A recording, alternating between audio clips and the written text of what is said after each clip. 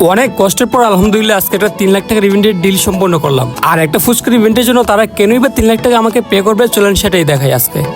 তো আজকে দোকানে আসার পর সবকিছু ঠিক আছে কিনা একটু চেক করতেছিলাম, কারণ আমি বেশিরভাগ সময় ইভেন্টের কারণে দোকানে আসতে পারি না। তারপর জিহাদদেরকে বুঝিয়ে দিচ্ছিলাম যে কিভাবে কি করতে হবে, কাস্টমারের সাথে কিভাবে ব্যবহার করতে হবে, আরো অনেক কিছু। তো যাই হোক, তারপরে স্ম্যাশ এন্ড স্টেকে আসছে একটু খাওয়া দাওয়া করতে, কারণ দিনের বেলা আজকে কিছুই খাই নাই। আর মেইনলি তাদের এখানে বার্গারটা অনেক জোস, যেটা আমার খুবই ভালো লাগে। এদিকে আমার ফেভারিট আইটেম গোলাপ জামুন ক্রিম রুলি খাইতেছিলাম। এরই মাঝে আশরাফ ভাই বলতেছে যে সুলতান ভাই আপনার সাথে আমার ফ্রেন্ডরা একটা ফাইনাল মিটিং করতে চায়। তো ঘটনা হয়েছে যে ভাইয়ের ফ্রেন্ডের একটা ইভেন্ট আছে, যেটা নিয়ে আমরা আরো আগেও কথা বলছিলাম, বাট বাজেট ম্যাচ করে না, যে কারণে হয় নাই। কিন্তু আজকে আসছি ইভেন্টে নিয়ে সরাসরি কথা বলার জন্য। তো মেইনলি ভাইদের 500 মানুষের একটি ইভেন্ট, যেটার কারণে আমি 3 লাখ টাকা চাইছি।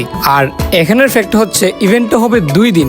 একদিন হবে কমিউনিটি সেন্টারে, আর একদিন হবে বাসার ছাদে। এখন মজার বিষয় হচ্ছে বাসার রুফটপের ইভেন্টটা ফুললি আমাকে সাজাইতে হবে। তো তারপরে দেখা দিয়েছিলাম ভাইদেরকে যে আমরা ফুচকা কোথায় রাখবো, আমাদের মিউজিক সেট আপ কই থাকবে, এবং আমরা আরো কি কি অ্যাক্টিভিটি এখানে রাখবো, সবকিছু দেখাইতেছিলাম। এন্ড আলহামদুলিল্লাহ অবশ্যই ইভেন্টটা ফাইনাল হলো।